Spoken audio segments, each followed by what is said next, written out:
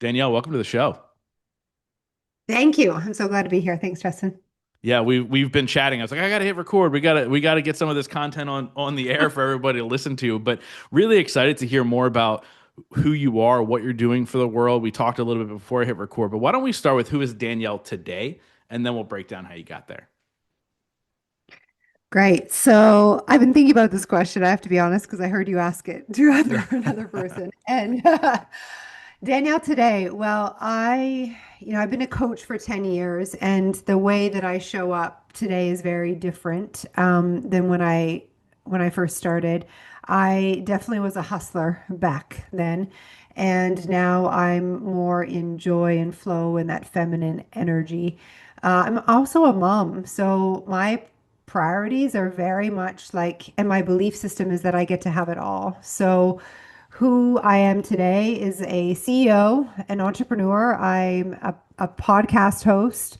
I'm an author. I'm a keynote speaker, and I teach all around mindset, money, self-image, and universal laws. So I study with Bob Proctor, and I see myself as a protege, and all of that. And then I'm a mom to a beautiful 15-year-old. I love it. I love it. So we have a 15-year-old in our house as well. He's a boy, and then we have a 12-year-old who's a girl. And parenting is the hardest. I'm a step parent, and parenting is the hardest thing I've ever had to do for sure. And so when you talk about, hey, I was a hustler, right? I had the hustle culture. When was the shift for you? When did you realize, hey, I didn't have to be grinding all the time? Yeah, well, I would say that I built my career. So before I was a coach, I was a consultant, so very similar. And I built that career in the beginning of coaching, hustling because I didn't know any different. I was programmed, like a lot of us, to believe that success was the result of hard work. And I wore hard work like a badge of honor. Mm. Like if and I was telling you I used to plan a food festival, I actually would be the last person standing with my dad cleaning up garbage at 2 a.m. after Oh the my food gosh. festival. And it was like I'm so proud that like I'm here, and I carried that in to my career as a coach, and that worked so far until I felt like I was going to burn out. And I really saw the impact on my family. So I became a not great mom, wife. I snapped at my little girl when she wasn't cleaning up her room and she was like 2 years old. Mm. Um, and so I started reflecting on the person that I had become, and it didn't work. And my mentor, I worked very closely with Bob Proctor, and he would say to me, he's like, when I first met him, he said, "Your way's not working. Why not try mine?" And he's like, "Your results show the truth of your understanding. And right now, your understanding is that hard work, it leads to success. But what if that isn't true? What if there's a way to work smarter when you leverage universal laws, your mindset, and your internal system?" And so I was very open. Like I was so like I want to say like broken and not happy in my life that I didn't feel like I had a choice but to listen to what he had to say because he had results. And it was at that point that I started taking responsibility for what was going on inside my mind, and then trying his methodologies and noticing, wait a minute, I can work less, be more intentional with my inside world. I'm sure we'll get into what that actually means, but and then my results are actually better Hmm. than when I was just running on the hamster wheel. So I would say about that 10-year mark, 10 years ago. Yeah. So what does your day look like now versus then? Like, how do you know when to shut it down, when to focus on being a mom, when to do all those things? Because I think sometimes when we are that entrepreneurial program of hustle, hustle, hustle, and we go all the time, we actually, first of all, most people aren't self aware enough to even reflect back and go, hey, I'm working too much. But the second piece is like, Right. how do we know when to shut it down and how can we remove ourselves from that in order to focus on the more important things? Yeah, great question. Well, my calendar, like I have integrity with my calendar. My calendar is everything to me, and I literally schedule everything. And if I want something to get done, it gets scheduled. So that includes me time, my time with my daughter. And there are some things that are non-negotiables that go in that calendar first. For example, in the morning, we always have breakfast together, and I always like we make her lunch and we have time in the kitchen, no cell phones. And it's 30 minutes. I mean, mornings are busy and it's a non-negotiable, and we both know it. And then when she comes home from school, I always pick her up, and that's a choice. I'm now a mom that's single, so a little bit different, but I that's a choice that I made to be there for her. And then we have the car ride home, and then I usually have meetings from 3 until 5, and then we have dinner together, which is a non-negotiable. So even if she's got like an activity after school, she's in spirit club, so today she's at a game, I'll wait to have dinner until she gets home and it's planned. Like we sit down. So those things go on my calendar first. And then I very rarely can move them because I keep my word. And that's a huge value in our home.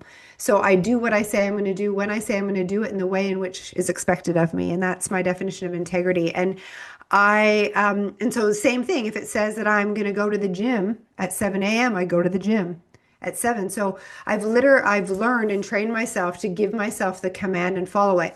Now that's a very masculine way of being. I think like you'd agree. So the structure in the calendar is so Yeah. masculine. And what I've done is I have programmed into my schedule like my flow time, or I take Fridays off, or so Freedom Friday. And so then this is the time within the schedule when I follow intuition, I quiet my mind, I allow myself to follow the bliss and the joy, and that is me in the feminine. And so it's those like non-negotiables, those promises to myself and my daughter that allow me to balance both. Yeah, I'm glad you talked about that as far as being in the masculine and being in the feminine and playing both sides of the coin. A lot of times people think they have to be one or the other instead of being able to balance that sort of thing. Like when you talk about being in flow state and being, in your feminine power, what does that look like for you? Like how can you lock into that and begin to be in that flow? Because it's hard sometimes to if you are that structured person, it's hard to be like, "Oh no, I'm just going to allow myself to flow." What does it look like for you? Yeah, well, I had to get used to that and sit through the uncomfortable pieces, and especially if I am go go go, like moving from lot more logical task into that in the afternoon. I'll usually need to go for a walk, unwind, breath work, do meditation to get me outside of the hustle and more in the body so I can feel, I can hear my intuition so I know what to follow. And it's space, like it's quiet and space so that we can hear that voice inside, and the willingness to like fidget a little, like I feel like I should be doing something. I feel like I need to be doing something. It's like, no, this is actually what it's designed for. And um, there's a book called U Squared. The author is Price Pritchard, and he has another book called The Quantum Leap, I think. And it in that he talks about white space and the need to create that white space and what happens as a result. And so that's where that comes from. Yeah. So Willing you to were sit talking. uncomfortable. Yeah, no, it's and a lot of people have a hard time with that. Like I think back, for even if it's big feelings, right? Like I remember after my mom passed away, so she lost her battle to opioids after 20 years, and she passed away. And I went on a 6 month or a 3 month bender where I was blackout drunk 6 nights a week. And I had a coach at the time who called me one day, and she was like, "Hey, what are you doing tonight?" And I was like, "I'm going out with some friends." And she goes, "No, you're gonna sit and you're gonna feel this shit." Right. And it was the first time I allowed myself to feel it, but it was necessary. Like how much better I felt the next day. Now, if this is a practice you're doing regularly, like that's such a powerful tool to be grounded in everything that you're doing, I imagine. Hmm. Yeah, it carries over in other places. And I also now have tools that help me like regulate and calm down and let me feel and let me be present. And those developed over time. And as I found things that worked for me, whether it was breath work or meditation, sometimes it's journaling, I like literally put them on my tool belt. And not always does the same tool work every time. So sometimes I've got to go through a few things to then like slow down. My mentor used to say, slow down to speed up.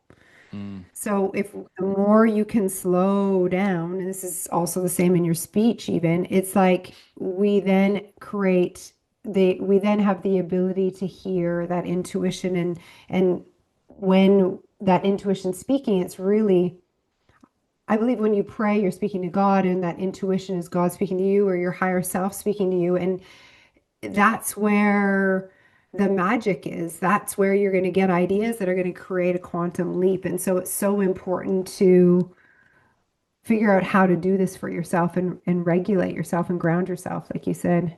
Yeah, you were talking earlier, and I forget the phrase that you termed, but you talked about your internal something, or your internal regulations, or I don't remember what you called it, but I want to dive into that a little bit because obviously it was a big piece to you because you're like, hey, I need to go back there. What does that mean? What does it Yeah. look like? Walk us through that. Yeah, so I had to pay attention to what was actually happening inside my mind. I didn't know that it mattered, to be honest. Like 10 years ago, and when I was in corporate, I just did the job. I just hustled. I did the work. So it was do, do, do. I paid no attention to my attitude. So the thoughts that I was thinking, the way that I was feeling about the work. I paid no attention to the way that I was speaking to myself, or my own self, what I call your self-image or your identity while I was doing the work. I paid no attention to the intentions that I even had. I just Mm, assumed that I was intending to succeed. So when I was told that my outside world, my results were a reflection of my inside world, that like blew my mind. That was like someone like totally took my perception of the world and flipped it upside down, which is what Bob Proctor did. I'm like, wait, no, wait a minute, that's not true. I was like, my result, like, and I was in network marketing as my side hustle at the time, and I was like, no, it's because the economy sucks. Like, people don't want to spend this much on skincare, and it's because my husband doesn't believe in the industry. And I had all of these reasons that were outside of me. And they were very good reasons, and I could justify them, but they were not the real reasons as to why I was getting my results. But I had no, like, it honestly, I had no idea. So when I first heard that, and I'm like, okay, wait a minute, if this is true, I've got to pay attention to what's going on. And what I realized, if you would have asked me or asked anyone around me, was Danielle confident? Absolutely. I was speaking for my corporate job. I was like C-level, very high up. And they assumed I was confident because on the outside I presented. But if you were like a doctor that could open up my head and look at the thoughts and dissect what was actually going on, I was an asshole to myself. mm, I had a poor self-image. I was so hard on myself. Nothing I did was ever good enough. Before I went on stage, I was like, do you really deserve this? Do you really know what you're like? Everything I questioned. And that was ultimately giving my results. And at that time in my side hustle, my results weren't very good. And I actually was at $100,000 in debt. I didn't mention this, but 10 years ago when I found this material, I was miserable. I had quit my corporate job to focus on my side hustle. I thought I just needed more time. I put myself in a ton of debt and drank all the time because I was so stressed about money, and I was not nice to myself. And so, but I had no idea that it mattered what was going on in there yeah. until I did. So how do you begin to rewire that, right? Like how, because like you said, you weren't even aware of how you were talking to yourself because you did have Mhm. external success. You were being asked to speak at these events. You were being, Mhm. you were a C-suite person. Like, how do you begin to even have that inner dialogue change if you're not even aware of it? Yeah, well, I think first step is to become aware. So, a person might be listening to this podcast thinking, okay, wait a minute. If this is true, my outside world is a reflection of my inside. Let's pay attention. And what are my results? So I think that's the first place, is like, wait a minute, let's look at all areas of my life, my finances, my relationships, my health. And each one of those areas, the starting point is your mind. So let's look at the results, and let's not be a victim to anything outside of you. Let's not be a victim to circumstance. And let's take full radical responsibility. Step number one. Step number two would be like, okay, so let's work backwards. These are the results. So what's going on inside? And then pay attention. So for me, I had to slow down to realize, and I loved journaling. Like I would get out a pen and paper and spit on paper, like literally like dump what was in there. Yeah. And it was shocking. Like to put my real true feelings down on paper. And I wouldn't want anyone to read them because it was so embarrassing. It was so negative. Well, of course, then my results in that area, specifically around network marketing, were so negative, and my bank account were so negative because this is the root cause.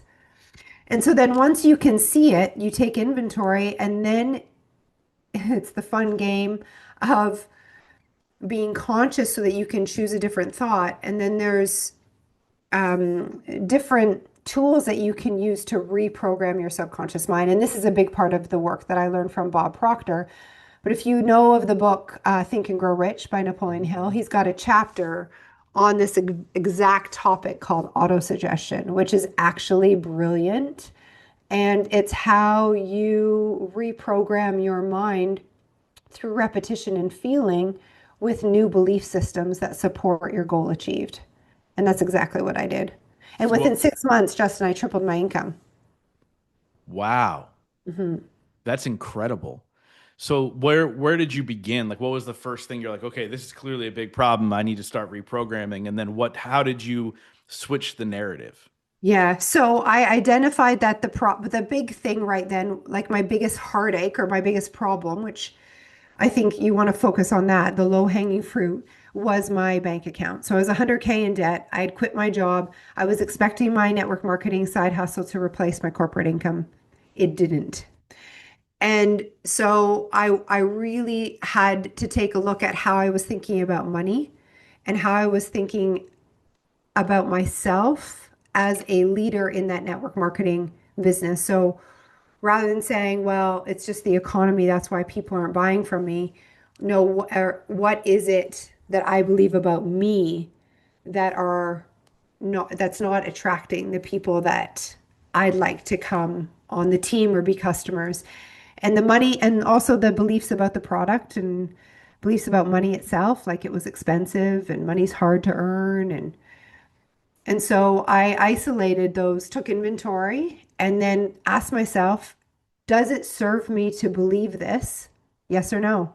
And made it really black or white, and literally took like highlighters, two colors, stroked out the ones I wanted to keep, the beliefs I wanted to keep that served me, and X'd out the ones that I didn't, and started replacing the ones that I didn't want to believe. Like, who wants to believe money's hard to earn?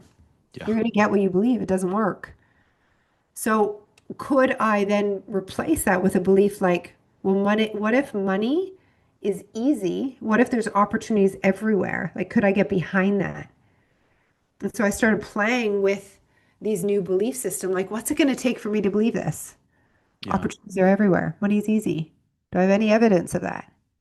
And then what's funny is how the mind works is like evidence started popping up. Like I'd overhear conversations. Maybe you and I were having a conversation, and you might even say like, I can't believe how easy it is to sell at these summit tickets.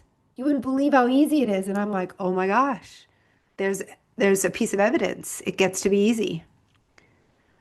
And that started happening more and more and more. And the more evidence, the more belief, the more faith, and the more repetition, the more it shows up. I love it. And so you are, you help women all over, with this image, with this work, with that kind of type of thing. What does that look like when these women come to you and go, like, I'm a little lost, like I need your help. Like what does the process look like? So first of all, they come to me in a similar state that I was, where they're overworked. They know that they're made for more, but they can't imagine working any harder. And usually they're very logical, like I was as well, like in corporate. And so we start by first creating a vision for their life that they'd like to live and getting that on paper. And for most people, they don't know what they really want. Like they're so limited by logic or by their past that this first step in getting into their imagination and fantasy is a huge which is a huge deal, and it takes some time. A lot of times, especially women, we think it's like either family or career. Like you Yeah. can't have both. So I give them permission to dream. I give them permission to build the picture of what it looks like to be this and that, to have it all really on their terms. And that's the first step. And then from there, we've got to identify those beliefs similar to what I was explaining that are not allowing them at this point to live that life so that they can then get in harmony with the life that they want. Yeah. It's funny that you just talked about with women, you feel like it could family or career, right? Somebody in my mastermind just sent me this thing from Instagram and it was like four burners on a stove, right? So it was like wealth, health, family. I forget what the last one was. But how essentially, like, if you want to be ultra successful in one of them, you can't have all four burners on. And then they use Bezos as an example, like, hey, obviously his work was always turned up, but then he turned up his fitness. That's when he became jacked out of nowhere, looks like a different person. So he lost his wife, right? Ended up getting a divorce, and so all these things. But I look at it as a sense of like in seasons, right? Like there's going to be a season where you're focusing in on your business, a season where you're focusing on your health, season, and those seasons, by the way, can shift throughout the day, the timing, the whatever. Like, how do you manage that? Because, like you said, like these women go, "Hey, I'm a career woman. My kids know I love them." Like that Yeah. happens a lot, right? Like, how can you have that conversation and balance that? Well, first of all, I love that you said seasons because I was going to bring this up earlier when you asked me how I managed, being a mom and having a career. And there are seasons throughout the day, to your point, and then actual seasons in our career where there's like a springtime where it might be a little less heavy, and then there's fall, which is harvest, and it's like you're in the fields all the time. So understanding that law of rhythm is really important. But with women, the first and it's interesting, like you say about that post, because that post is confirming the programming that we're given by society, by the media, by movies, that it's this or that you can't have both. And such a firm believer that that's not true, that is just simply a programming that we have from society. And if we believe it, of course, we're going to find evidence to support that belief. Like, oh, well, look at what happened to Jeff Bezos. He focuses on his career and he gets a divorce, or his health and he gets a divorce, of course, because it's this or that. But like, no, let's start looking for evidence of the person who does have it all, that has a successful marriage and a successful career. And so for each individual, it's important that you build the picture. So take your pen to paper and say things like, and right at the top, in a universe where anything is possible, what does it look like specifically for me to have it all in my family and career? And let's not take anything from your past experience or precedent or what you see in the news. Say, no, this is my model I'm building.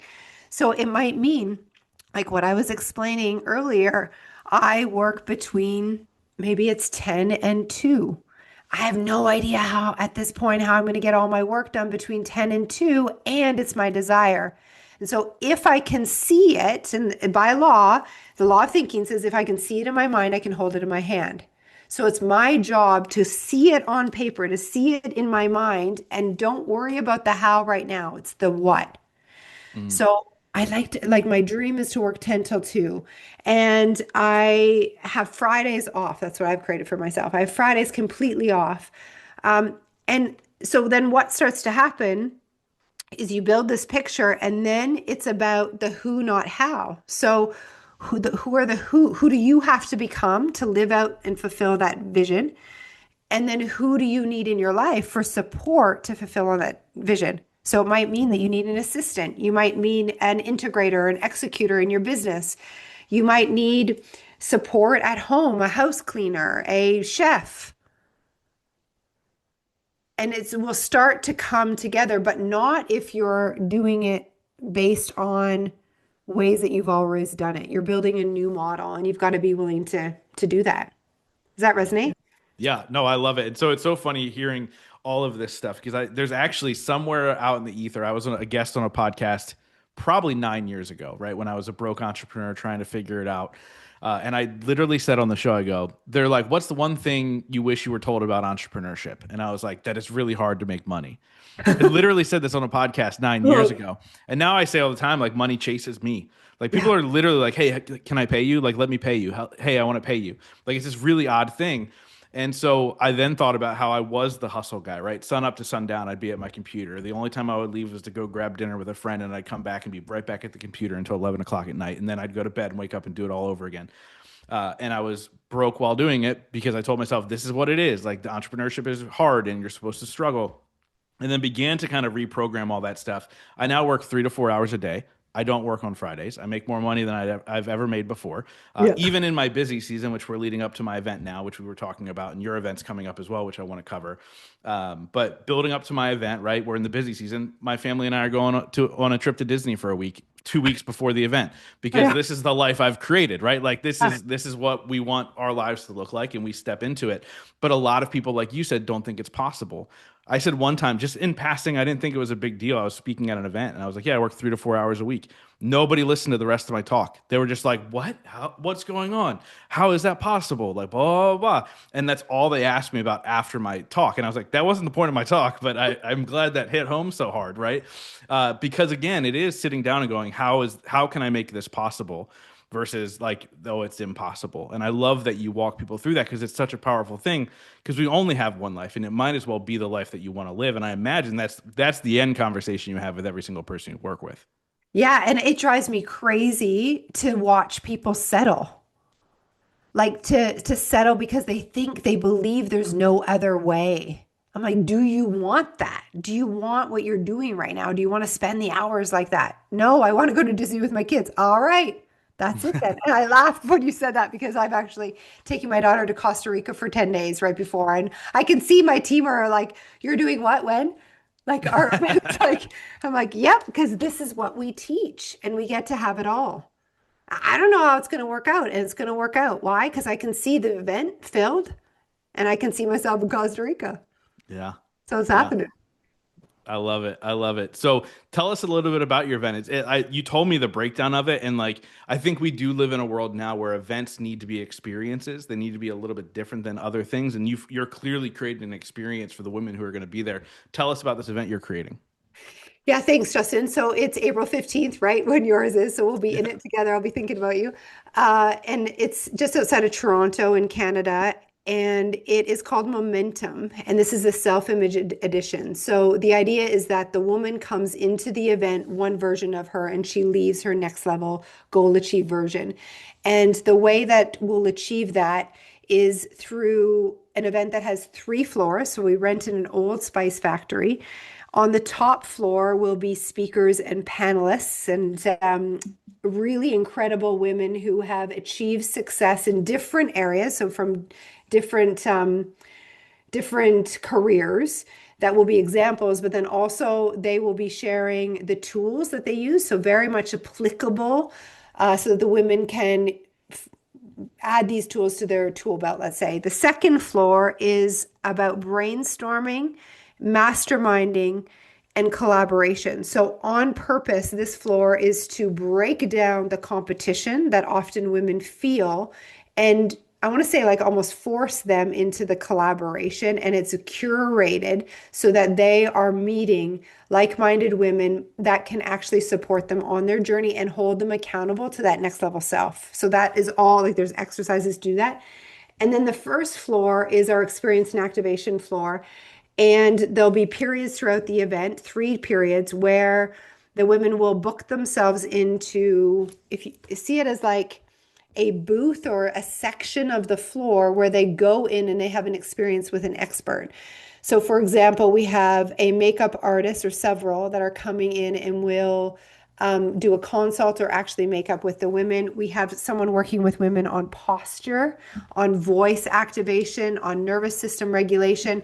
There's a stylist. There's actually a whole place where there's clothes where women are trying on for their body type. There's a photographer, a coach helping them stand a certain way to get their picture taken, videographer, all these different experience, and then there's products as well on that floor. So the idea there is like it's very much hands-on, and and they'll move through that floor. And so it's the combination of all three that meets our goal that they'll leave a different version of themselves. I love it. And so where can people go? We'll do this now. Where can people go to find out more information, grab tickets, all that fun stuff? Yeah, the best place is my Instagram, and it's at the Danielle Amos. And there's a, link in the bio, like there always is. It's in there. Just go click Yeah, it and go that's find your right. way there, which I love. So I want to ask you a question. I ask every single person on the show. It's a two-part question. The first part is what is your definition of success? And the second part is what are three things you do every single day to ensure that success for yourself? Oh, I love this. Okay, so my definition of success is the progressive realization of a worthy ideal. It's a quote that's from Earl Nightingale. And so that means that as long as you're moving in the direction to a worthy ideal or your vision or your goal, then you are successful. Second, three things I do every single day, which I actually just did a post to my community about this because I've been sick. And so it meant that my best has looked different as I've been returning to health. And so I've been not doing the things that I love to do at the same time. And I really felt the impact. And today was the first day that I woke up at 5:30 before my alarm and was like in my study. So the first thing I do every single day is I like to wake up just before 6. And it's not like a rule, but it's just like what time I like. And I get into studying actually around mindset. So I fill my mind with positive material that will give me insight or an idea to move me closer to my goal. So that's number one. Number two is gratitude. I write a list of gratitude and I make sure I feel that, and I do that morning and night. And number three is visualization. So it's a meditation that moves into a visualization practice where I see myself as the goal achieved and I get in that energy. And then I bring that energy into the now so that I show up in my today world as that version of me, my I future love it. self. Yeah. I love it. So you said that you like to wake up right before 6. Do you set an alarm? I have been, and I don't love to. So I did yesterday, but or sorry, today, but I woke up before. And the reason why I don't love to is because I also want to trust my body that if I need to sleep more, I will. And I will definitely hear my daughter's alarm by 7:30. But I did today because for 10 days, was quite out of it. And so I noticed when I get myself out of the habit, I don't as easily jump out of bed. And so I did it as a backup today, but I didn't need it. Yeah. I love it. I love it. Yeah. We have to set alarms in our house. Kids have to wake up way earlier than our bodies would wake us up. But I was curious because we set the alarm for 5:53 Yeah. every morning. And I know that's really weird. I set all my alarms on the threes because it tricks my brain that I'm not waking up to an alarm. I don't know. I've I done it love for it. 20 years. So I was like, oh my gosh, if she does something as weird as we do, like with the 5:53s, that would have been wild. I do 5:55 because I like the angel numbers. Yeah. So kind I, of weird too. Very, very similar. Very, very Yeah. similar. I love it. So I want you to fast forward in your life, and I want you to picture this. You've lived a long, wonderful life, and I hope this is happening very far from now. Mhm. But I want you to imagine that everything you've created has disappeared. Anything that you've written, recorded, taught, all those things, and you can only be remembered for one sentence. What would you want that sentence to be?